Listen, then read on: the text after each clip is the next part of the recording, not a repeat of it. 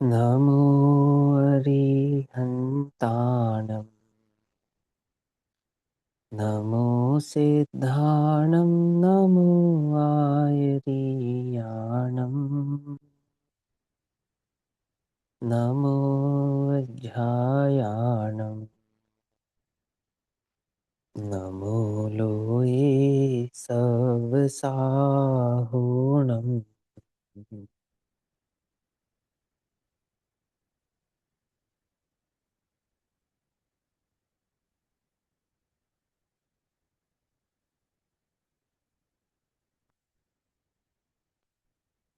मङ्गलं भगवान् वीरो मङ्गलं गौतमो गणी मङ्गलं कुन्दकुन्दार्त्यो जैनधर्मोऽस्तु मङ्गलम्। सर्वमङ्गल्यमाङ्गल्यं सर्वकल्याणिकारकम् प्रधानां सर्वधर्माणां जैनं जयतु शासनम्।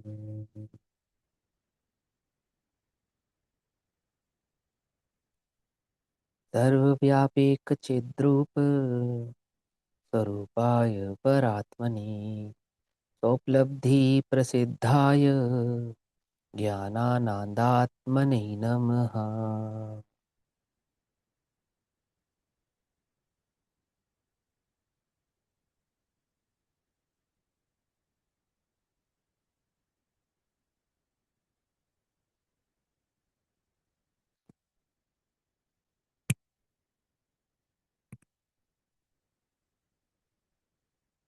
हमारा दोपहर कालीन स्वाध्याय का विषय चल रहा है श्री प्रवचन सारजी परमागम। श्री प्रवचन सारजी परमागम का स्वाध्याय हम सभी आचार्य अमृतचंद्र देव द्वारा रचित तत्व प्रदीपिका तथा आचार्य जयसेन देव द्वारा रचित तात्पर्य वृत्ति टीका के आधार से कर रहे हैं। प्रवचन सारजी में दूसरा अधिकार ज्ञेय तत्व प्रज्ञापन महाधिकार, जिसे आचार्य जयसेन देव सम्यक दर्शन का अधिकार भी कहते हैं। इस ज्ञेय तत्व प्रज्ञापन महाधिकार के अंतर्गत द्रव्य सामान्य प्रज्ञापन की चर्चा चल रही है और द्रव्य सामान्य प्रज्ञापन में आचार्य 101 नंबर की गाथा में हमसे कहते हैं कि ध्रुव, उत्पाद और वय ये पदार्थ से पृथक नहीं है, अर्थात ये पदार्थमय ही है, एक ही है। पदार्थ कैसा है कि वो वस्तु ध्रुवात्मक, उत्पादात्मक और वयात्मक है। अर्थात जिस प्रकार वय और उत्पत्ति ये दोनों वस्तु के अंश हैं, ऐसे ध्रुव भी वस्तु का अंश है। जैसे समुदाय और समुदाय, ऐसा वृक्ष के उदाहरण से आचार्य देव हमको इस टीका में 101 नंबर की गाथा का भाव समझा रहे हैं। पहले आचार्य कुंदकुंद देव के द्वारा कही गई जो टीका है, जो गाथा है, ऐसी 101 नंबर की गाथा हम पढ़ते हैं। 273 नंबर का पेज 273। उपादड़ितिभंगा उपादढ़िदिभंगा विज्यन्ते पज्यायसु पज्याया दवे हि सन्ति नियतम् तम्हादव्वं हवदी सव्वम्। ध्रुव्य तथा उत्पाद भंग वर्तन करते पर्यायों में, पर्याय द्रव्य में रहे नियम से, अतः द्रव्य ये तीनों है। पर्याय द्रव्य के बिना नहीं होती। पर्याय नियम से किसकी होती है? द्रव्य की होती है। और वह पर्याय कैसी हैं कि उत्पादात्मक वयात्मक तो है ही, ध्रुवात्मक भी वे पर्याय ही हैं। और वे द्रव्य में रहने के कारण हम द्रव्य को ध्रुव भी कहते हैं, उत्पाद और वय भी कहते हैं। अर्थात द्रव्य उसमय ही है। किसमय? उत्पाद, वय और ध्रुवात्मक ही है। ऐसा वस्तु का या उस द्रव्य का स्वरूप है। अब कल की कक्षा में हमने डिटेल में उसको समझा कि ध्रुव को द्रव्य क्यों कहते हैं और उत्पाद वय को पर्याय क्यों कहते हैं, है ना? वहां तो कोई कंफ्यूजन नहीं है।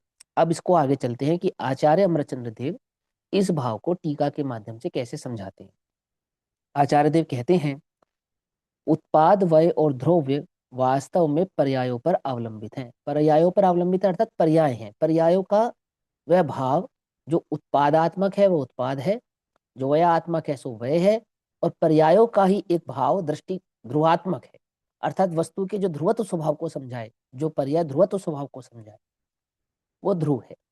और जो उत्पाद वयात्मकता को समझाए सो वह उत्पाद और वय है। अवलंबित अर्थात पर्याय है, और वे पर्याय द्रव्य पर अवलंबित है, पर्याय द्रव्य के बिना नहीं होती।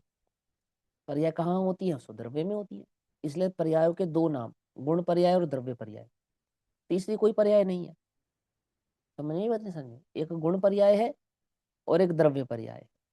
एक गुण की पर्याय को गुण पर्याय कहते हैं, और समस्त गुणात्मक उस द्रव्य की एक पर्याय को स्वयं द्रव्य पर्याय कहते हैं। फिर आगे कहते हैं, इसलिए यह सब एक ही द्रव्य है, अर्थात उत्पाद वय और ध्रुव ये सब एक द्रव्य है, और ये द्रव्यांतर नहीं है, अर्थात द्रव्य से कुछ भिन्न नहीं है। द्रव्यांतर अर्थात द्रव्य में और पर्यायों में कोई अंतर नहीं है, कोई भिन्नता नहीं है ना? आती है बात? समझ में नहीं आती है? भिन्नता पढ़ी है ना हमने, तो क्यों पढ़ी है, किस लिए पढ़ी है, किस भाव से पढ़ी है, वो हम यहाँ पर समझ चुके हैं। आगे किसी को बात समझ में ना आए, कोई भी कंफ्यूजन हो, डाउट हो, प्रश्न आता हो, तो तुरंत पूछ लेना। क्यों? एक तो ये बिल्कुल भी मत शर्माना कि भैया और सब क्या कहेंगे, मुझे इतना भी नहीं पता, ये तो बिल्कुल ही मत रखना। अपना कल्याण करना है ना, अपने को बस वस्तु स्वरूप समझ में आना चाहिए, तो बस अपना काम होना चाहिए। आती है बस समझ में? तो आप तो पूछना, लेकिन छल ग्रहण नहीं करना, इधर उधर की बात अपने दिमाग में रख के नहीं बैठना, सही से समझना उसको। आगे चलते हैं। प्रथम तो द्रव्य पर्यायों के द्वारा अवलंबित है, अर्थात द्रव्य पर्यायों से जाना जाता है, अर्थात पर्याय द्रव्यों में रहती है। प्रथम तो द्रव्य पर्यायों के द्वारा अवलंबित है। द्रव्य पर्यायों के द्वारा अवलंबित है, अर्थात द्रव्य पर्यायों से जाना जाता है, पहचाना जाता है, अर्थात पर्याय द्रव्याश्रित है, और पर्याय कहाँ है? तो वह द्रव्य में रहती है। क्योंकि समुदायी अर्थात समुदायवान, समुदाय और समुदायवान एकार्थवाची होते हैं। वान माने धारण करना, जिसने समुदाय को धारण किया है, जैसे हमने कल समझा था अंग और शरीर के माध्यम से, ऐसे आचार्य देव यहाँ पर वृक्ष के माध्यम से समझाएंगे। वे कहते हैं समुदाय समुदाय स्वरूप होता है। समुदाय कौन है? जो जिसने समुदाय को धारण किया हो वो समुदाय है। तो किसने कौन से समुदाय को धारण किया है? अपना समुदाय नहीं, जैन समुदाय, दिगंबर समुदाय, श्वेतांबर समुदाय वाला समुदाय नहीं, एक वस्तु का जो समुदाय भाव है, जैसे शरीर और अंग। तो अंगों के समूह को ही शरीर कहते हैं, और शरीर अंगों से ही बना होता है। ऐसे ही आचार्य कहते हैं कि वृक्ष की भांति, जैसे वृक्ष, वृक्ष क्या है? तो मूल यानी कि जड़ वृक्ष है, या तना वृक्ष है, या शाखाएं वृक्ष है। किसको वृक्ष कहें हम? कि वृक्ष तो इनके संपूर्ण भाव का ही नाम है, अर्थात जब वृक्ष होगा तो जड़, शाखा और तने के मय ही होगा। तना अलग है, वृक्ष अलग है, ऐसा नहीं। शाखा अलग है, वृक्ष अलग है, ऐसा नहीं। जड़ अलग है, वृक्ष अलग है, ऐसा नहीं। ऐसा होने पर भी हम वृक्ष को जड़ से भी पहचानेंगे, तने से भी पहचानेंगे, और शाखाओं से भी पहचानेंगे। आती है समझ में? आती है? शाखाएं हैं, ये जड़ है, ये वृक्ष है, ऐसा भी कहेंगे, और ये तीनों ही समुदाय भाव से धारण करने वाला वो एक वृक्ष ही है, उसमें कोई तीन भेद नहीं है, ऐसा भी है। आगे क्या कहते हैं? जैसे समुदायी, समुदाय माने समुदायवान, वान माने धारण करना, जिसने अपने समूह को धारण किया है। तो वृक्ष ने किन समूह को धारण किया है? कि वृक्ष स्कंध, जो पूरा वृक्ष है, जो वृक्ष है, वृक्ष स्कंध है, मूल और शाखाओं का समुदाय स्वरूप होने से स्कंद क्या है? वो शाखा, जो तने हैं, शाखाएं हैं, वृक्ष है, इन्हीं का तो समूह है, वही तो एक स्कंद वृक्ष के रूप में स्थापित हुआ है। मूल और शाखाओं से आलंबित ही मतलब मूल जड़ों से और शाखाओं से ही, तनों से ही पहचाना जाता है वृक्ष है, ऐसा। आलंबित ही भाषित होता है, दिखाई देता है। वृक्ष कैसे दिखाई देता है? बोले वो जड़ है, ऐसा दिखाई देगा, शाखा है, ऐसे दिखाई देगा, तना है, ऐसा दिखाई देगा। वृक्ष जब देखेंगे तो क्या दिखेगा वृक्ष में? कि वृक्ष इन सबके समूह का नाम है, वो समूह भाव दिखेगा। व्यक्ति है, आपको कैसे पता मैं मनुष्य हूँ? आपको कैसे मालूम? आंखों से? आंखें तो तिरंज की भी होती है। पैरों से? पैर तो तिरंज के भी होते हैं। मनुष्य आकार से। आकार से, स्ट्रक्चर से।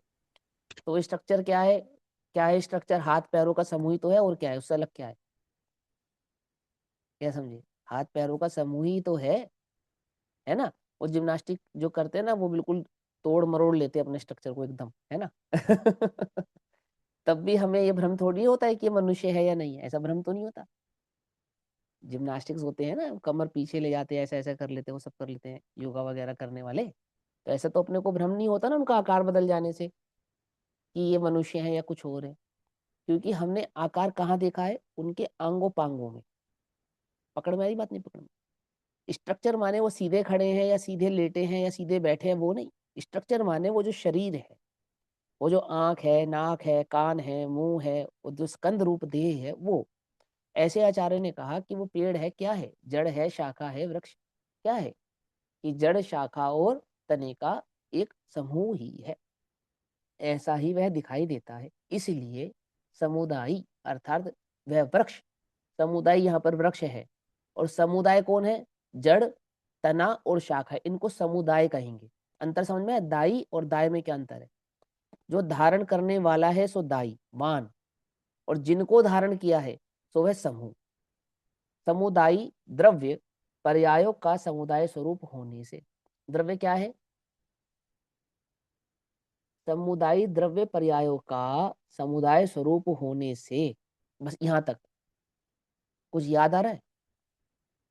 क्या याद आ रहा है? इस लाइन को पढ़ के कुछ याद आ रहा है? शुद्ध अशुद्ध पर्यायों का पिंड। बहुत बढ़िया। ठीक है। द्रव्य तो पर्यायों के पिंड को कहते हैं, है ना। तो किसी ने प्रश्न उठाया कि द्रव्य तो गुणों के पिंड को कहते हैं, गुणों के समूह को कहते हैं। अब आचार्य अमरचंद्र देव से करो करो ये प्रश्न कि द्रव्य तो गुणों के समूह को कहते हैं, पर्यायों के समूह को कब से कहने लगे? आई बात समझ में? है ना। हमने तो यही पढ़ा है, हमने बाल बोध में पढ़ा है, जैन सिद्धांत प्रवेशिका में पढ़ा है, और न जाने कितनी जगह पढ़ा है कि द्रव्य किसे कहना? गुणों के समूह को कहना। अभी आप भी कहकर आए हो पीछे, है ना। तो यहाँ क्या कहते हैं? समुदायी द्रव्य, वो जो द्रव्य है वो क्या है? कि पर्यायों का समुदाय स्वरूप, समुदाय यानी कि पर्यायों का समूह होने से पर्यायों के द्वारा आलंबित ही भाषित होता है। अर्थात मानो पर्यायों का ही समूह हो, ऐसा भाषित होता है। पर्याय का अर्थ क्या है यहाँ पर? कि वो जो परिणमन भाव है वह भी पर्याय, अवस्था भाव वह भी पर्याय, और भंग भाव सो वह भी पर्याय। जिन्हें उत्पाद व ध्रुवता के जो 3 भंग किए वह भी पर्याय भाव है ना। अंश जो भेद किया हमने, और शुद्धाशुद्ध पर्यायों का जो परिणमन है सो वह भी पर्याय है। अब एक और बात सुनो, जैसे हमने कहा आत्मा में ज्ञान गुण है, तो जब हमने कहा ना ज्ञान गुण है, तो ये द्रव्यार्थिक नय का कथन होगा या पर्यायार्थिक नय का कथन होगा? गरिमा दीदी आप बताओ। आत्मा में ज्ञान गुण है, ये द्रव्यार्थिक नय का कथन है या पर्यायार्थिक नय का कथन है? भैया द्रव्यार्थिक न्याय का होगा। हाँ, गलत है दीदी गलत है। तेरा आंसर। हाँ, ये पर पर्यायार्थिक नय का कथन है। क्योंकि ज्ञान में वो आत्म आत्मा में ज्ञान है, तो जब हम भेद की कथन करेंगे ना, जहां पे भी भेद के कथन होंगे, ये भेद हो गया ना, आत्मा में हाँ ज्ञान है, भेद हो गया। हाँ तो तो वो पर्यायार्थिक हो गया। हाँ, द्रव्यार्थिक ने अखंडता की बात करता है, पर्यायार्थिक ने भेदों की बात करता है। तो अब हमने ज्ञान गुण की बात करी तो भी पर्यायार्थिक के खाते में चला गया। मैंने जितनी बार हम भेदों की कथा कथन करेंगे, चर्चा करेंगे, वो सब पर्याय ही कहलाएंगे, है ना। तो द्रव्य गुणों का समूह है या पर्यायों का समूह है? क्या कुछ बात समझ में आई नहीं? कि आप जब उसमें गुणों का भेद करते हो, एक तो वह उसका पर्यायार्थिक नय है। द्रव्य में गुण में गुणी का भेद करना, ये पर्यायार्थिक नय का कथन है। और गुणों का परिणमन स्वयं द्रव्य के बिना या गुणों के बिना हो सकता नहीं है। पर्याय बिना गुण के या द्रव्य के होती नहीं है। अगर हमने उसको पर्यायों का समूह कहा है, तो हमने उसे गुण का समूह ही कहा है। क्यों? क्योंकि पर्याय आकाश के वृक्ष, आकाश के पुष्प के भांति होती नहीं है। लिखा ना, पीछे कहा ना, पर्याय कहाँ होंगी? कि गुण और द्रव्य के बिना नहीं होंगे। गुण कहाँ होंगे? वो द्रव्य के बिना नहीं होंगे। और द्रव्य क्या है? कि उन पर्याय और उन गुणों का समूह ही है ना। जड़ किसकी है? वृक्ष की है या ये पत्थर की है? शाखा है, शाखा किसकी शाखा? यहाँ भैया हमारे यहाँ भी शाखा होती है, स्कूल की, कॉलेजेस की, कंपनियों की शाखाएं होती है ना। होती नहीं होती है?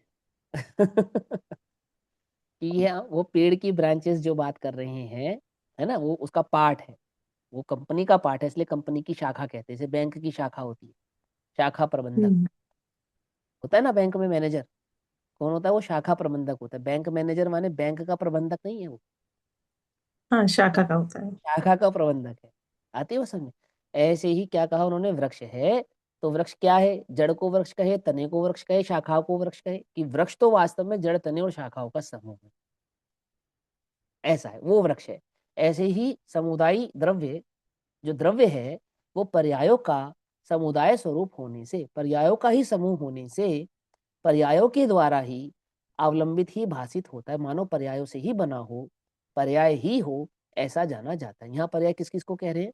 उत्पाद व ध्रुवता, तीनों को पर्याय कह रहे हैं। अर्थात जैसे स्कंद मूल शाखाएं, स्कंद माने तना, जो वृक्ष का तना है ना उसको स्कंद कह रहे हैं। हाँ बोलो दीदी।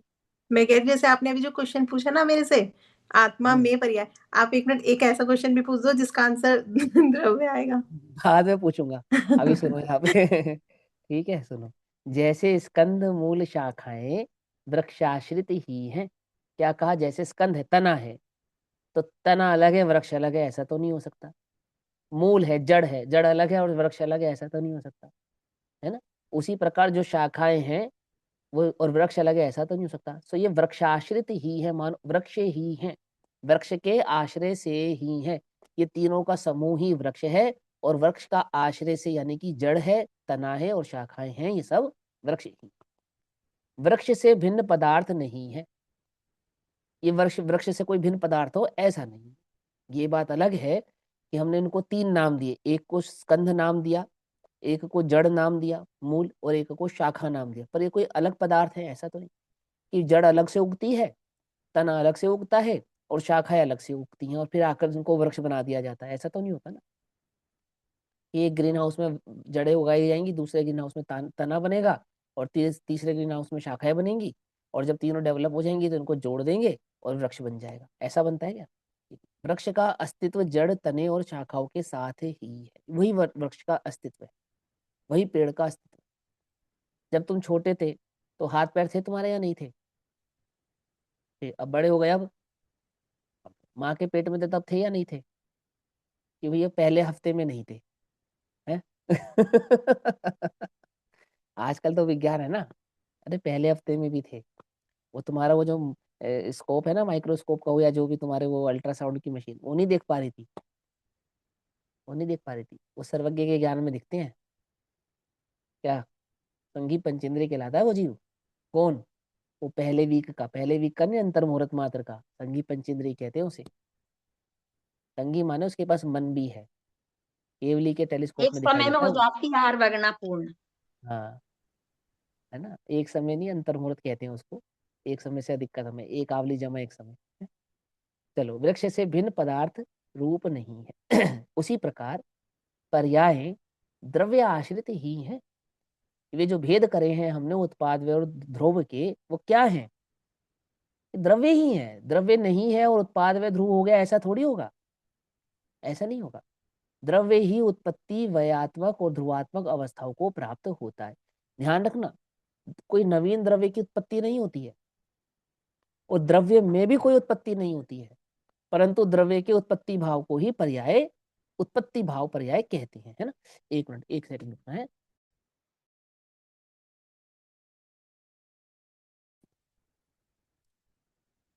उसी प्रकार पर्याय द्रव्य आश्रित ही है। यानी पर्याय द्रव्य आश्रित ही है, पर्याय हो गई और द्रव्य से अलग हो गई, ऐसा नहीं हो सकता। देखो ध्यान से समझना। पर्याय के प्रदेश द्रव्य के प्रदेशों से भिन्न नहीं है, ये बात वहां से शुरू हो रही है ना। लगभग 97 नंबर की, 96 नंबर की गाथा से शुरू हो रही है, और 103 104 नंबर की गाथा तक चलने वाली है ये बात। इतना जोर देकर समझा रहे हैं, और फिर यही आचार्य एक झटके में पर्याय के प्रदेश द्रव्य के प्रदेश से भिन्न कर देंगे, है ना। ये मेहनत क्यों हो रही है? क्योंकि दृष्टि के विषय में छल ग्रहण ना हो, ये भी सावधानी रखनी है, और वस्तु स्वरूप भली प्रकार से समझ में आए, ये भी सावधानी रखनी है। वो बात तो तुम्हें एक बार कही तुरंत समझ में आ गई, यहाँ 4 4 5 5 गाथाओं में कह रहे हैं तो भी तुम्हें समझना भारी पड़ रहा है। क्यों? क्योंकि अभ्यास उसका ज्यादा है, इसका नहीं है। समझे अभ्यास का क्या खेल है? अभ्यास बहुत बड़ी चीज है। जिसका अभ्यास ज्यादा होता है ना वो रहता है ध्यान में। इसलिए हमें भोग बंधन का जो अभ्यास है वो अनादि का है। वो छूटता हुआ कैसा लगता है? दुख रूप लगता है, आसान नहीं लगता, सहज नहीं लगता। जैसे पर्यायों के प्रदेश और द्रव्य के प्रदेश एक मानना सहज और आसान नहीं लग रहा। कितने वर्ष हो गए स्वाध्याय करते हुए? 2-4 वर्षों में ही आसान नहीं लग रहा। और अनादि का जो अभ्यास है भोग बंधन का, तो आसान लगेगा छूटना? अभ्यास ऐसी कमाल की चीज है। अनुभूत परिचित भोग बंधन की कथा। जैसे तुमने अनुभूत परिचय करा है किसका? द्रव्य से प्रदेशों के, पर्यायों के प्रदेशों की भिन्नता का। यही परिचय है ना तुमको। यहाँ परिचय बदल गया है, यहाँ बात बदल गई है। ठीक, तो सावधानी से समझो। देखो क्या कहते हैं, दोनों बातें समझ में आई? अपना अभ्यास बदलो। कौन सा अभ्यास बदलो? तत्व का नहीं, रुचि का अभ्यास बदलो। अभ्यास बड़ी चीज है। जिसका तुम अभ्यास ज्यादा करोगे उसका रस ज्यादा रहेगा, वो बात ज्यादा समझ में आएगी। इसलिए भोग बंधन के अभ्यास से थोड़ी निवृत्ति लो। समझे? 5 इंद्रिय के विषय भोगों का जो अभ्यास है ना अपने को, उससे थोड़ी निवृत्ति लो, तो उसका अभ्यास छूटेगा। और यहाँ तत्व को समझने के अभ्यास में अपने उपयोग को, अपने समय को ज्यादा लगाओ, तो ये बात ज्यादा समझ में आए। तो कहते हैं उसी प्रकार पर्याय द्रव्याश्रित ही है, द्रव्य से भिन्न पदार्थ रूप नहीं है। अर्थात वे पर्याय द्रव्य से कुछ भिन्न हो ऐसा नहीं है। ये भावार्थ नहीं चल रहा, ये आचार्य अमरचंद्र देव के शब्द चल रहे वर्ड टू वर्ड। फिर कहते हैं और पर्याय उत्पाद व ध्रुव के द्वारा आलंबित है। आलंबित है माने पहचानी जाती है। पर्याय कैसे पहचानी जाती है? कि पर्याय 3 भावों से समझी और पहचानी जाती है। उत्पत्ति स्वरूप, वय स्वरूप और ध्रुव स्वरूप। इन 3 भावों के द्वारा आलंबित है, अर्थात पहचानी जाती है। अर्थात अब ये पर्याय पहचानी जाती है, द्रव्य पहचाना जाता है? बोलो। पर्यायों के द्रव्य द्रव्य। पे है। हाँ, आ गई बात समझ में? पर्याय पहचानी जाती है, क्यों? पर्याय नहीं पहचानी जाती, द्रव्य ही पहचाना जाता है ना। और जब हमें द्रव्य की पहचान करनी होती है ना, तो फिर हम क्या करते हैं कि उत्पत्ति और वय को कर देते हैं गौण और ध्रुव को कर लेते हैं मुख्य। आ गई बात समझ में? नहीं आ गई? तो इसलिए वहां ध्रुव को तो द्रव्य कह देते हैं, क्योंकि वो उसका साक्षात परिचय करा रही है वो पर्याय। जैसे मम स्वरूप है सिद्ध समान, मम स्वरूप है सिद्ध समान, तो सिद्ध द्रव्य है या पर्याय है? तो पज्जे मोड़ा तो पर समय होता है, अपने को पर्याय तो पर्याय मानना है। नहीं चाहिए। अपने को पर्याय तो मानना नहीं चाहिए, तो हम अपने को सिद्ध अवस्था वाली पर्याय वाला क्यों मानते हैं? कि सिद्ध अवस्था वाली पर्याय की बात नहीं है। वो जो सिद्ध पर्याय है वो द्रव्य के साक्षात अखंड स्वरूप का परिचय करा रही, उसके निर्मल स्वरूप का परिचय करा रही। इसीलिए हम उस पर्याय को तो मम स्वरूप कहते हैं और अन्य पर्यायों को मम स्वरूप नहीं कहते।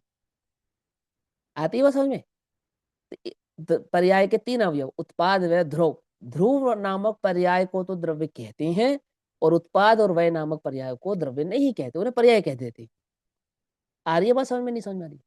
ध्यान से, है ना। देखो क्या कहते हैं, पर्याय उत्पाद वय द्रव्य के द्वारा आलंबित है, पहचानी जाती है। जैसे अर्थात उत्पाद वय द्रव्य पर्याय आश्रित हैं, ये पर्याय हैं। उत्पाद वय द्रव्य ये पर्याय हैं, क्योंकि उत्पाद व ध्रुव अंशों के धर्म है, अर्थात वस्तु के भेद हैं। वस्तु के भेद है, उत्पाद भेद, वय भेद और ध्रुव्य भेद, ये वस्तु का भेदात्मक भाव है। भेदात्मक भाव होने के कारण ये सब पर्याय हो जाएंगी। अंश है ना, अंश। जैसे जड़ वृक्ष का एक अंश है, शाखाएं वृक्ष का एक अंश है और तना वृक्ष का एक अंश है, और तीनों अंश मिलते हैं तो वो अंशी यानी कि समुदायवान वो एक वृक्ष स्कंद भाव से प्रकाशित होता है। ऐसे ही उत्पाद व ध्रुव युक्त सत्तम और सत द्रव्य लक्षणम, द्रव्य है, उत्पत्ति वयात्मक ध्रुवात्मक स्वभाव वाला वह एक द्रव्य है। द्रव्य को पहचाना कैसे जाएगा? उत्पाद और ध्रुवता से पहचाना जाए। ऐसा अंशी के नहीं, बीज, अंकुर और वृक्षत्व की भांति।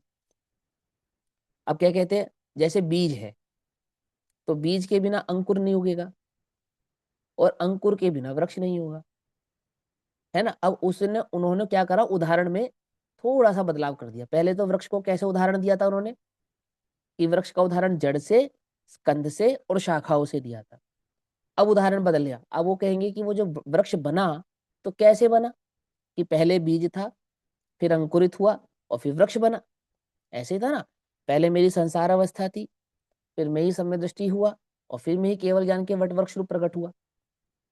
आती वो समझ में नहीं आती? मैं ही मुक्त रूप प्रकट हुआ ना, तो कैसे कहते, देखो बीज अंकुर और वृक्षत्व की भांति। अब बीज अंकुर और वृक्षत्व ये क्या है?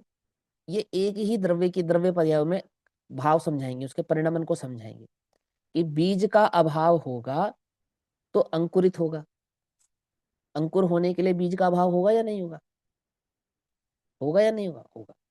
और वो जो अंकुर हुआ है, पौधा हुआ है, वही वृक्ष बनेगा। तो पौध पने का अभाव होगा और वृक्ष पने का उत्पाद होगा।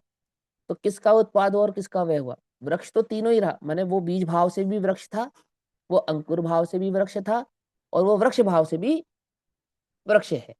लेकिन उसमें उत्पत्ति व्यय और ध्रुवात्मक शब्द क्या रही कि बीज भी वृक्ष, अंकुर भी वृक्ष और वृक्ष भी वृक्ष। एक अवस्था को वृक्ष का, एक को पौधा का, एक को बीज का। बीज वृक्ष के बिना नहीं हो सकता, पौधा भी वृक्ष के बिना नहीं हो सकता, बीज के बिना नहीं हो सकता, और वो वृक्ष बीज पौधे के बिना नहीं हो सकता। लेकिन बीज का वय और उत्पत्ति पौध की, और पौधे का वय और उत्पत्ति वृक्ष की। ऐसा एक होते हुए ही उत्पत्ति वय और ध्रुव, उत्पत्ति वय और ध्रुव ऐसा भी है और वो एक भी है, ऐसा भी है। ऐसा समझेंगे तो कहेंगे बीज अंकुर और वृक्षत्व की भांति। जैसे अंशी वृक्ष के बीज, जो समुदाय, जिसको हमने समुदाय बताया था ना, जिस वृक्ष को हमने समुदाय बताया था, उस वृक्ष का बीज अंकुर वृक्षत्व स्वरूप 3 अंश। कौन से अंश हैं उस वृक्ष के? 3 अंश हैं। एक बीज स्वरूप अंश है, एक पौधे स्वरूप अंश है और एक वृक्षत्व स्वरूप अंश है। वह उत्पाद ध्रुव स्वरूप निज धर्मों से आलंबित एक साथ ही भाषित होते हैं। ये सब एक साथ भाषित होते हैं, अर्थात बीज ही बीज से अंकुरित और अंकुरित से वृक्षत्व ऐसा जाना जाता है, भाषित होता है। उसी प्रकार अंशी द्रव्य के, अंशी द्रव्य कौन है? ये आत्म द्रव्य, छहो द्रव्य। एक द्रव्य की बात नहीं है, छह द्रव्य के, द्रव्य का सामान्य स्वरूप छह द्रव्य। अंशी द्रव्य के नष्ट होता हुआ जो भाव है, उत्पत्ति होता हुआ जो भाव है और अवस्थित रहने वाला जो भाव है, ये तीनों ही अंश वय उत्पाद द्रव्य स्वरूप निज धर्मों के द्वारा, वे उस वस्तु के अपने धर्मों के द्वारा, अपने ही स्वभाव के द्वारा अवलंबित एक साथ ही भाषित होते हैं, वो एक साथ जाने जाते हैं। जैसे वृक्ष में बीज का अभाव पौधे की उत्पत्ति, पौधे का अभाव वृक्ष की उत्पत्ति, ऐसे ही उस एक द्रव्य में एक अवस्था व्ययात्मक, एक अवस्था उत्पादात्मक, एक अवस्था ध्रुवात्मक ऐसी जानी पहचानी जाती है।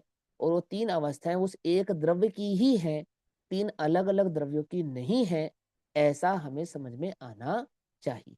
किंतु यदि तुम ऐसा नहीं मानते हो, यदि तुम उत्पत्ति वय और ध्रुवता को भिन्न मानते हो, ध्यान से समझना, इतना भी कह सकते थे होनी चाहिए बस बात खत्म, लेकिन यहाँ तर्क कर रहे हैं।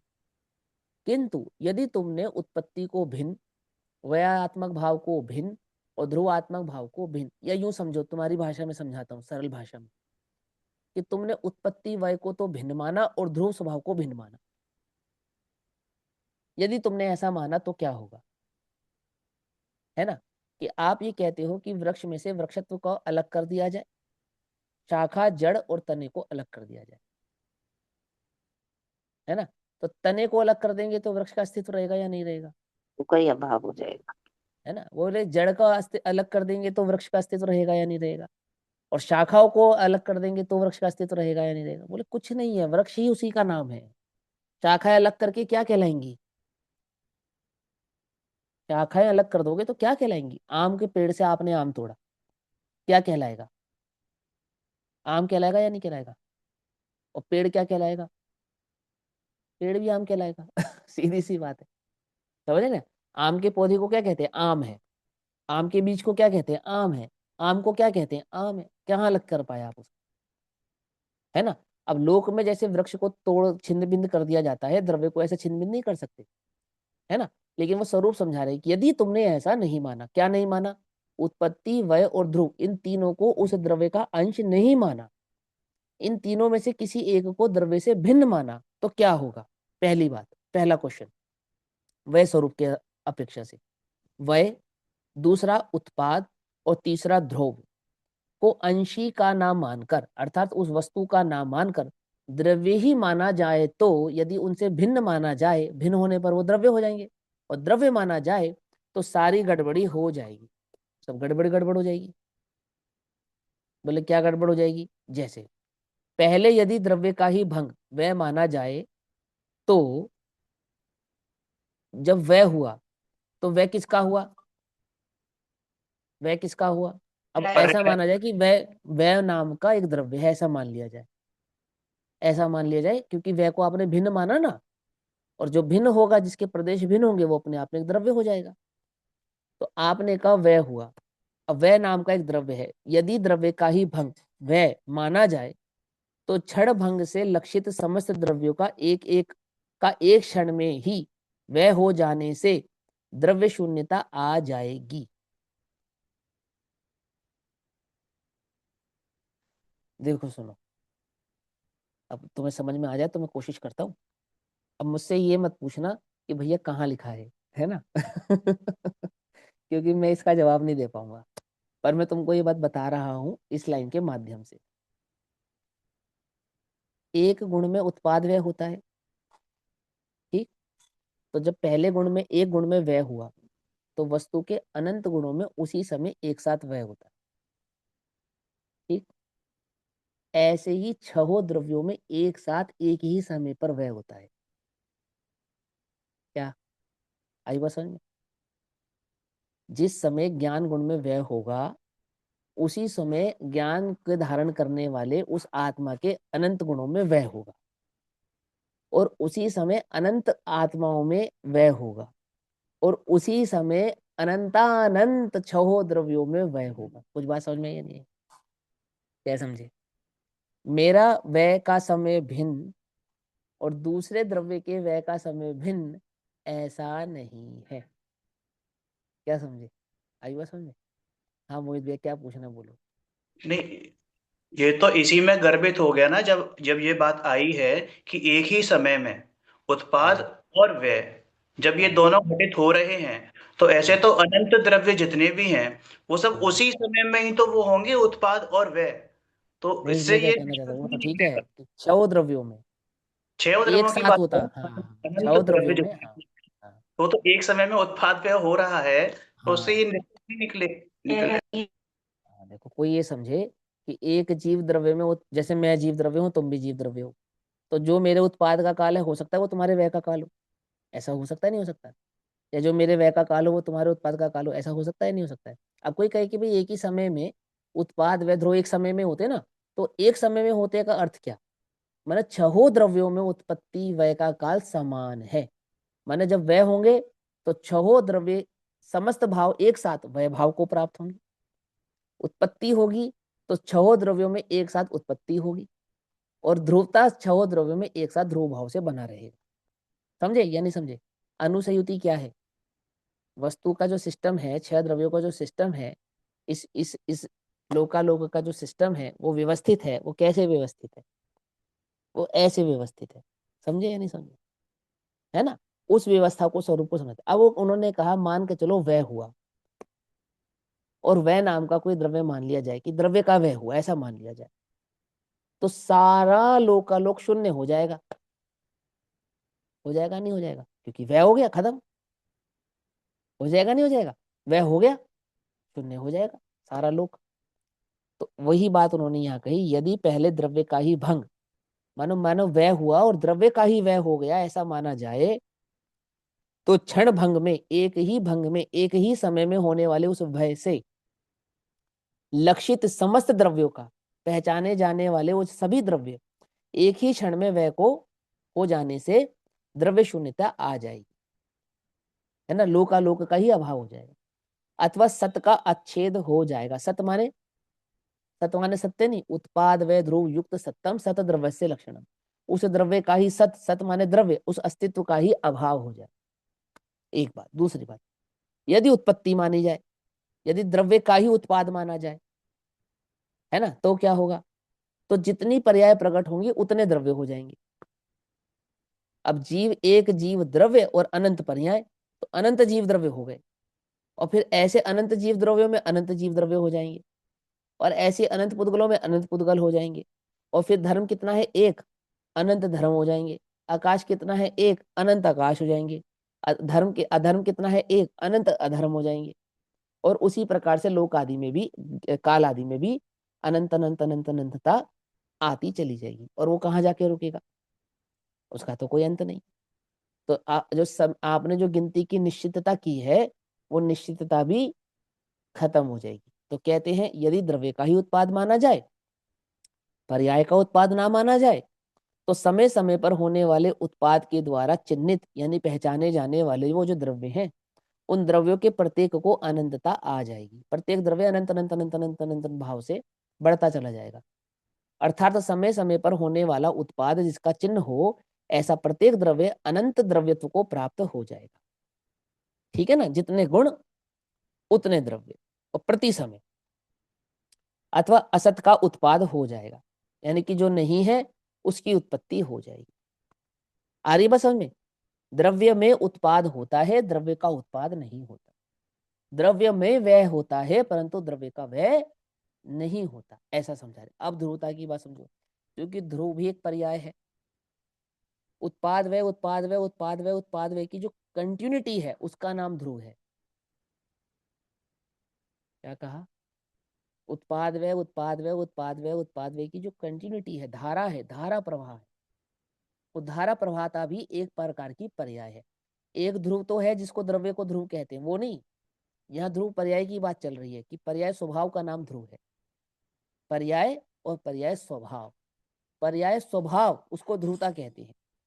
तो तीसरी बात क्या कही, ये देखो, तीसरी में समझने में थोड़ी मेहनत लगेगी, दो तो तुरंत समझ में आ गई ना। हाँ बोलो भैया। ये जो आपने कहा जैसे उत्पाद व्यय उत्पाद व्यय उत्पाद व्यय, इसकी सतत संतति का नाम, मतलब इसकी ध्रुव है। कंटिन्यूटी का नाम ध्रुव है।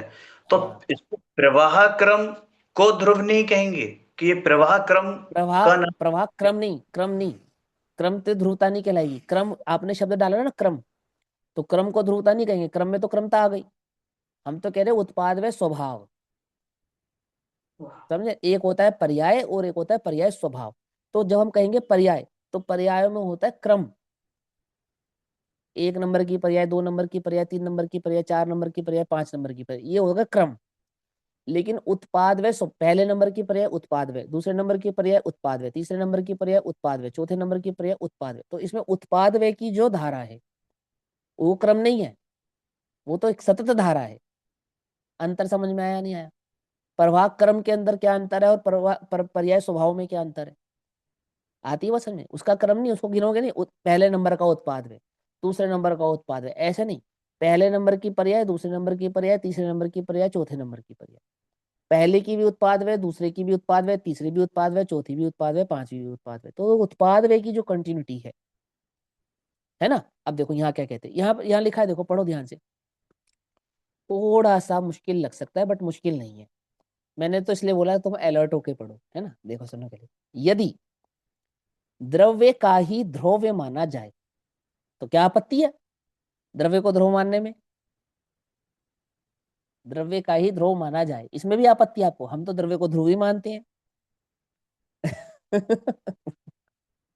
लेकिन ये आपत्ति उठाइए यहाँ पर, यदि तुमने द्रव्य को ध्रुव माना तो। अब माने या नहीं माने ये बात हम चर्चा बाद में करेंगे, पहले यहाँ आचार्य देव की सुनते हैं, वो क्या कहते हैं। यदि द्रव्य का ध्रुव माना जाए तो क्या होगा? क्रमशः होने वाले भावों के अभाव के कारण, जो जो क्रमशः अभाव हो रहा था ना, क्रमशः अभाव उत्पाद अभाव उत्पाद अभाव, यानी एक एक पर्याय हो रही थी, होने के कारण द्रव्य का अभाव हो जाएगा। कैसी बात करते हो? द्रव्य को ध्रुव मानने पर द्रव्य का अभाव हो जाएगा है? द्रव्य को ध्रुव मानने पर द्रव्य का अभाव हो जाएगा। हाँ, अथवा क्षणिकता, क्षणिकत्व आ जाएगा। अर्थात द्रव्य का उत्पाद व स्वभाव हो जाने से उत्पत्ति और वह द्रव्य की ही मानी जाएगी, क्योंकि वो ध्रुवता है ना, ध्रुवता। वो जो हमने ध्रुव कहा, जिसको हमने ध्रुव्य कहा, अब इसमें भी थोड़ा सा अंतर समझना, एक है ध्रुव्य और एक है ध्रुव। तो द्रव्य ध्रुव है जिसने ध्रुव्यता को धारण किया है, अब ये तो सिर्फ हमारा वर्ड प्ले है, वास्तव में तो व्याकरण में इसमें इतना भेद नहीं है, लेकिन आपको समझाना है ना, इसलिए हम शब्दों में जानबूझकर भेद डाल रहे हैं। कौन कौन से भेद डाले? एक कहा ध्रुव, एक कहा ध्रुव्य। तो ध्रुव कौन है? जिसने ध्रुव्यता को धारण किया है वो ध्रुव है। जिसने उत्पत्ति को धारण किया है, जिसने वैभाव को धारण किया है, और जिसने ध्रुव भाव को धारण किया है, वो कौन है? वो द्रव्य है। उस द्रव्य का दूसरा नाम ध्रुव है। और ध्रुव के स्वभाव का नाम ध्रुव्य है। क्या कहा? ध्रुव ध्रुव के स्वभाव का नाम ध्रुव्य है। द्रव्य के स्वभाव का नाम उत्पत्ति, विनाश और ध्रुवता है। उत्पत्ति, विनाश और ध्रुवता की एकता को कहते हैं ध्रुव्यता। आती है वह समझ में? ध्रुव्यता क्या है? क्षणिकत्व स्वभाव। निरंतर होने वाले उत्पाद वय की जो कंटिन्यूटी है वो ध्रुव्यता है। निरंतर होने वाला उत्पाद व्यय, उत्पाद व्यय, उत्पाद व्यय, उत्पाद व्यय, उत्पाद व्यय, उत्पाद व्यय, उत्पाद व्यय कब तक होता रहेगा? जब तक द्रव्य रहेगा तब तक होता रहेगा। क्यों होता रहेगा? अरे भैया स्वभाव है द्रव्य का, द्रव्य ही है वो। पकड़ में आई बात? नहीं पकड़ में? क्या बात समझानी है उन्होंने? उन्हें ये भी समझाना है कि द्रव्य में उत्पत्ति होती है, वय होता है और ध्रुवता रहती है। ऐसा होने पर भी द्रव्य कुछ अलग है ऐसा नहीं, और द्रव्य का उत्पाद व ध्रुव्य होता नहीं। ये बात समझानी, ये है सियाद बात। कुछ समझ में आया? नहीं समझ में आया? ये दो पर्याय, मतलब ये लास्ट वाला पॉइंट थोड़ा सा कंफ्यूजिंग हो गया। द्रव्य का ही द्रव्य माना जाए तो तो क्रमशः होने वाले भावों के अभाव के कारण, माने जो हाँ पर्याय हो रही थी उनका हाँ अभाव हो जाएगा, मतलब हाँ, उत्पाद व्यय का भावों का अभाव। हाँ, भाव माने उत्पाद, अभाव माने वय। हाँ नहीं, भावों के अभाव, तो हाँ, मतलब भाव माने उत्पाद अच्छा, और अभाव माने वय। भावों का अभाव तो भाव माने उत्पाद। भाव माने बिना उत्पाद, अच्छा। हाँ समझे?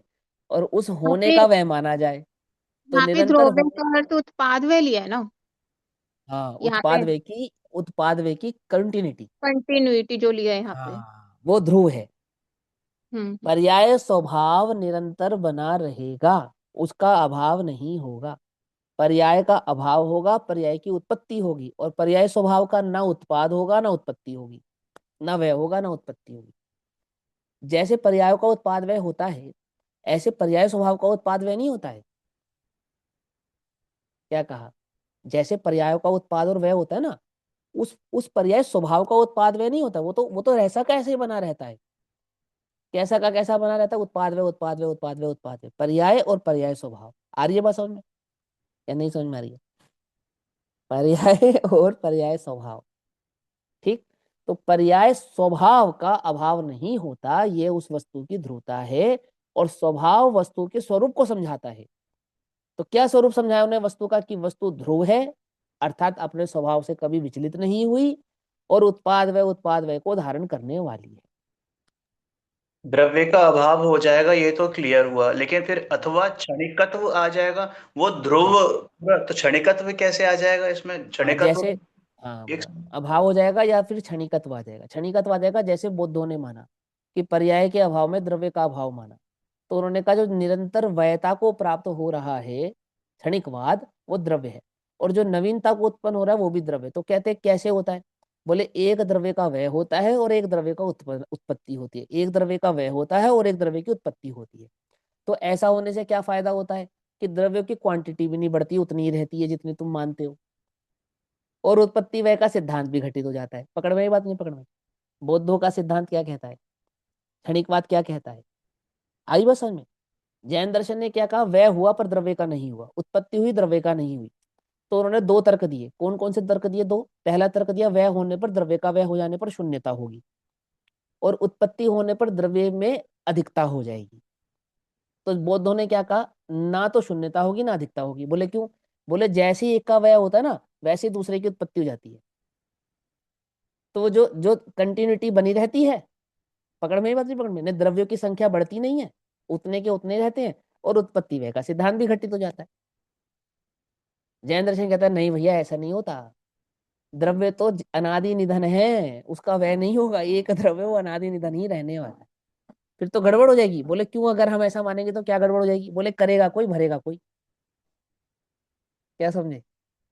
करेगा कोई, भरेगा वही। पाप करने वाला द्रव्य भिन्न और पाप के फल को भोगने वाला द्रव्य भिन्न। मिथ्यात्व करने वाला द्रव्य भिन्न और मिथ्यात्व के फल को भोगने वाला द्रव्य भिन्न। फिर तो ये हो जाएगा, फिर मुक्ति किसकी मानेंगे, मोक्ष किसका मानेंगे? आ रही है बात समझ में? तर्क समझ में आ रहा क्षणिकवाद का या नहीं समझ में आ रहा? तो उन्होंने क्या कहा कि नहीं, ऐसा नहीं है, वो ध्रुवता के साथ उत्पादवय भाव को बना रहेगा, और नहीं तो हमें क्षणिकत्व जैसे बौद्धों ने माना ऐसा मानना पड़ेगा। तो ऐसा भी होता नहीं है। बौद्धों का ध्रुव समझ में आया कैसा है? बौद्धों का ध्रुव ऐसा है, कैसा है कि ध्रुव है, जीव ध्रुव है, हम भी मानते हैं। कैसे ध्रुव है?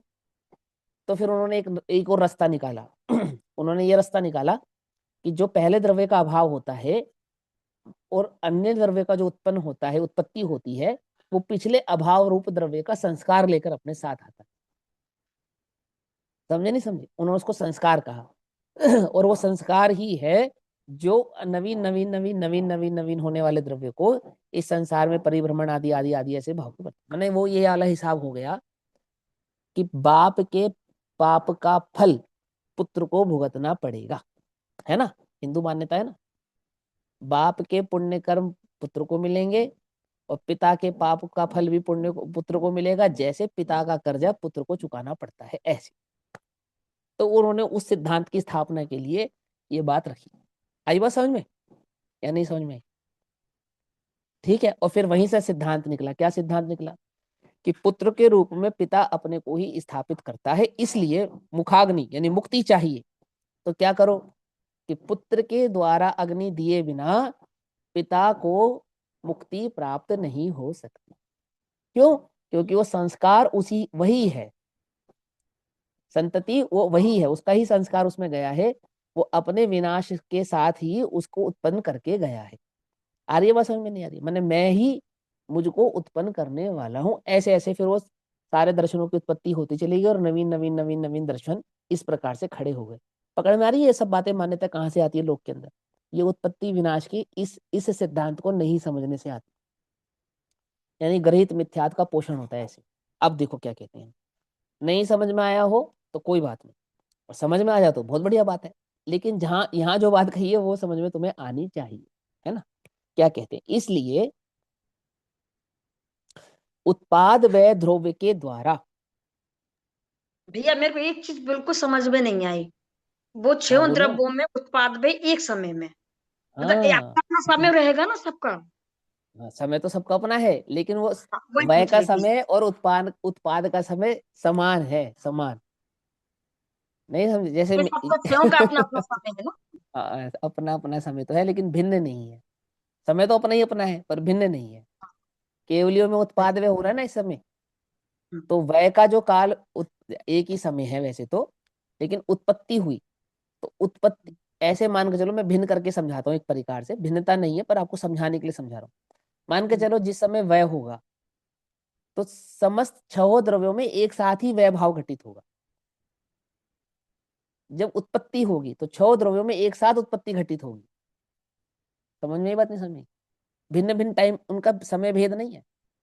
माने जो मेरे व्यय का काल है वो तुम्हारे उत्पत्ति का काल है, और जो तुम्हारी उत्पत्ति का काल है वो मेरे व्यय का काल है, ऐसे नहीं। इसीलिए एक समय में घटित करेंगे इसको, एक समय, क्योंकि सबका समय एक रहेगा ना, एक समय तो सबके लिए एक समय ही रहेगा ना।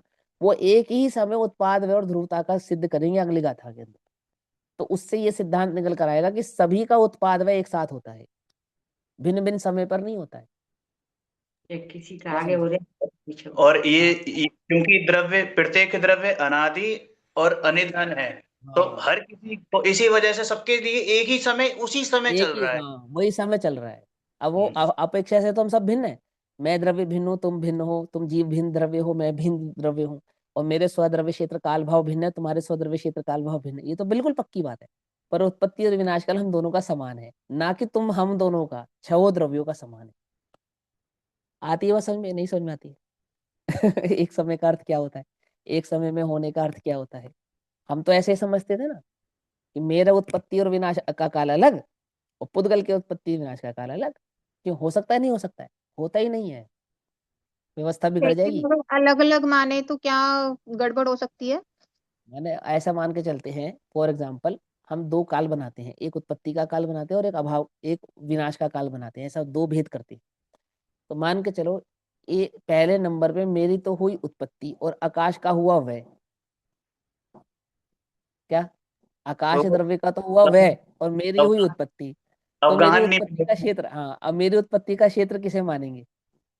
एक ज्यादा हुआ एक कम हुआ, ऐसा नहीं हाँ एक साथ हाँ, होगा। क्षेत्र चाहिए ना, क्षेत्र कहाँ मानेंगे? कहाँ हुआ? दूसरा अवगाहन एग्जाम्पल, नहीं मुझे। अवगाहन नहीं है ना, दूसरा एग्जाम्पल कि इस पुद्गल के एक परमाणु में मानो उत्पत्ति का काल और आत्मा के एक प्रदेश में मानो वय का काल, ऐसा भिन्नता मानो, तो एक समय के लिए ये देह निर्जीव हो जाएगी ना? क्या? कुछ समझ में आई बात? नहीं समझ में आ रही है? नहीं होता ऐसा। इसलिए सबका उत्पत्ति विनाश काल एक ही है, समान ही है। आती समझ? छह द्रव्यों का माने गमन कर रहा है कोई जीव, फॉर एग्जाम्पल, तो गमन कर रहा है तो धर्म द्रव्य का जो विनाश का काल है और जीव द्रव्य की उत्पत्ति का काल है, तो गमनागमन अवरोध होगा या नहीं होगा? क्या समझे? नहीं समझे? एक समय में होगी उत्पत्ति और विनाश, एक समय में होगा और सबका एक साथ होगा।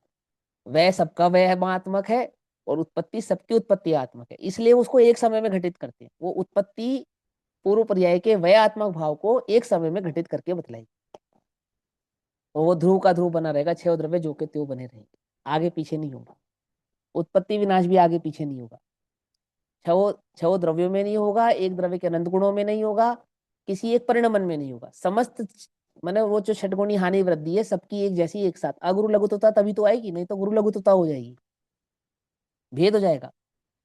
एक समय की उत्पत्ति पुद्गल की भिन्न और मेरी भिन्न हो गई तो अगुरु लघु सिद्धांत खत्म, क्योंकि उत्पत्ति के काल को गुरु मानना पड़ेगा और जिसका वह हुआ उसको लघु मानना पड़ेगा। तो एक समय के भेद में एक द्रव्य लघु और एक द्रव्य गुरु। वही समझ में नहीं, समझ में आई बात? होगा ही नहीं। इसलिए सबकी उत्पत्ति और विनाश काल समान, एक समय में ही वयात्मक और उत्पादात्मक भाव से छह द्रव्य परिणमित होंगे। तो छह द्रव्य अगुरु लघुतु गुण के धारी होंगे। गुण सबका भिन्न रहेगा, क्या कहा, लेकिन परिणमन एक जैसा करेंगे उत्पत्ति और विनाश की अपेक्षा से। पुद्गल तो पुद्गल की अपेक्षा से करेगा, जीव तो जीव की अपेक्षा से करेगा, परंतु वो उत्पत्ति और वे एक समय की क्यों है, बार बार उसको एक समय का क्यों कहते हैं? इसलिए कहते हैं उसी ही समय सभी की एक साथ घटित होती है। समझे या नहीं समझे?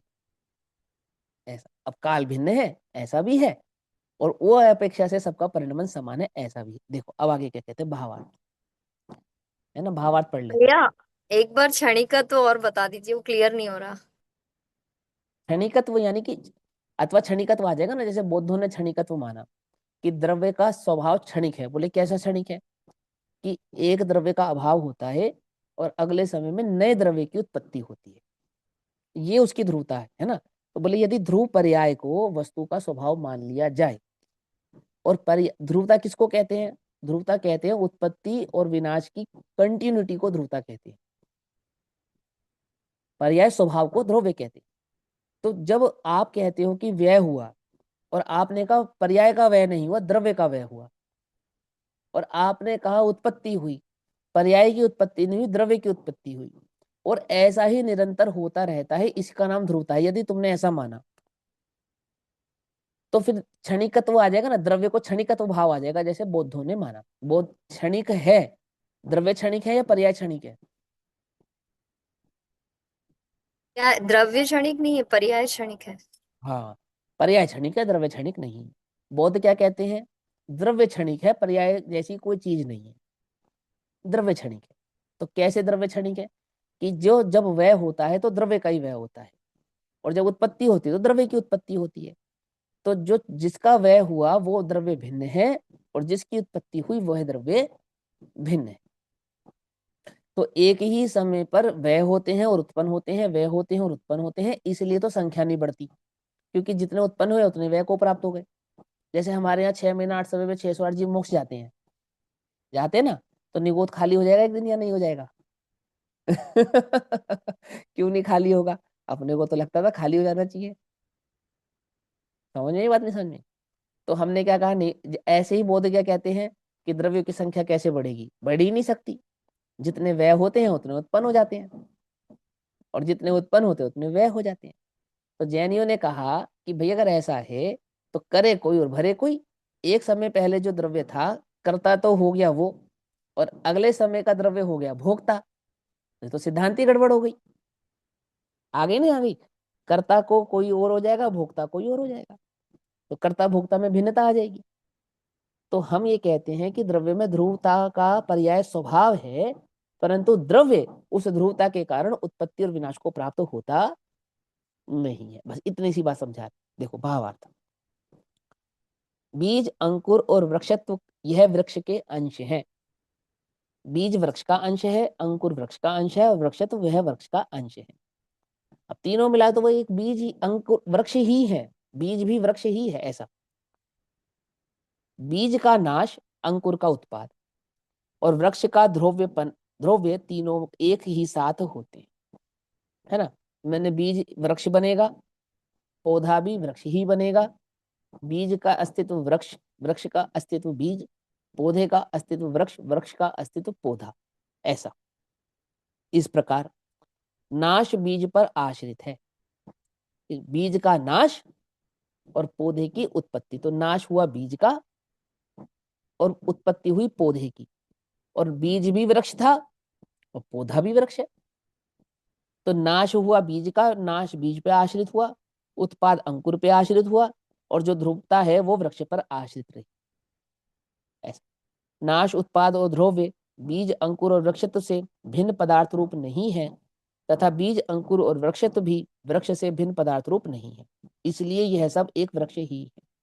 उत्पत्ति, विनाश और ध्रुवता ये सब मिलाकर एक द्रव्य का ही भाव है।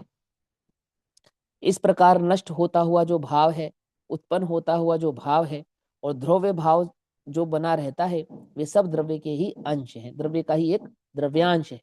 ध्रुवता द्रव्य की अंश है, द्रव्यांश है। उत्पत्ति द्रव्य का एक द्रव्यांश है, और वह द्रव्य का एक द्रव्यांश है। नष्ट होते हुए भाव का नाश, उत्पन्न होते हुए भाव के उत्पाद और स्थायी भाव का ध्रुव्य एक ही साथ बना रहता है। इस प्रकार नाश नष्ट होते हुए भाव के आश्रित हैं, उत्पाद उत्पन्न होते हुए भाव के आश्रित हैं, और ध्रुव स्थायी भाव के आश्रित है। यानी कि द्रव्य के स्थायी भाव को जो समझाए उसको ध्रुव कहते हैं। भेद है ना, भेद के कारण उसको पर्याय कहते हैं। सब हम डिटेल में समझ चुके हैं आगे। नाश, उत्पाद और ध्रुव्य उन भावों से भिन्न पदार्थ रूप नहीं है। पदार्थ उत्पत्ति, विनाश और ध्रुवता के बिना कुछ नहीं है, होता ही नहीं है। वो पदार्थ का ही एक भाव है, पदार्थ ही है। और वह भाव भी द्रव्य से भिन्न पदार्थ रूप नहीं है, इसलिए यह सब एक द्रव्य ही है ना। अब सीधी सी बात है, इसीलिए अब अगली गाथा में एक समय में घटित करना पड़ेगा, करके बतलाएंगे। करना क्या पड़ेगा, स्वभाव है कि एक ही समय में उत्पत्ति, विनाश और ध्रुवता है, ऐसा उस द्रव्य का स्वभाव है। प्रति समय इसी भाव को धारण किए हुए बैठा वो एक द्रव्य है। अब इस भाव को, फिलहाल इस गाथा के भाव को आचार्य अमरचंद्र देव के बाद आचार्य जयसेन देव तात्पर्यवर्ती टीका में कहते हैं। और तात्पर्यवर्ती टीका में 111 नंबर की गाथा हो जाती है, परंतु अभी समय हुआ तो इसकी चर्चा हम कल करें। हाँ भैया, आपको कुछ पूछना है, बोलो ये भैया। अभी अभी पिछली गाथा में आया था ना कि उत्पाद व ध्रुव्य अविनाभावी है, और अब अविनाभावी है, हाँ। गाथा में आएगा कि एक समय में होता है। हाँ, अंतर है दोनों में। ये क्या अंतर हो गया? एक के बिना दूसरा नहीं होता, तो इसमें तो समय भेद हो रहा है ना। जैसे उन्होंने कहा ये होगा तो ये होगा, पिता के बिना पुत्र नहीं होगा, पिता के बिना पुत्र नहीं होगा। कारण कार्यपना है ना दोनों के बीच में। एक के बिना दूसरा नहीं होगा, दूसरे के बिना तीसरा नहीं होगा। ज्ञान, दर्शन, सुख, वीर्य के बिना आत्मा नहीं होगा। तो ज्ञान भी चाहिए, दर्शन भी चाहिए, सुख भी चाहिए, वीर्य भी चाहिए, ऐसा। अब वो कह रहे हैं ये सब एक ही समय में है। उत्पत्ति, विनाश एक के बिना नहीं होगा, ऐसा कहने पर ऐसा नहीं कि पहले व्यय होगा फिर उत्पाद होगा, और उत्पाद होगा फिर ध्रुव रहेगा, ऐसा नहीं। उत्पाद होगा, व्यय होगा, ध्रुव होगा, पर एक ही समय में होगा। अविनाभावी तो है ही, एक के बिना तो दूसरा होगा ही नहीं, लेकिन होगा एक ही समय में। जो समय उत्पाद का है वही समय व्यय का है, जो समय व्यय का है वही समय ध्रुवता का। ये समझें, ठीक है ना। चलो, अब 111 नंबर की गाथा तात्पर्यवर्ती टीका में, इसकी चर्चा हम कल करेंगे। तब तक के लिए सभी को जय जिनेन्द्र। ओम नमः सिद्धेभ्यः।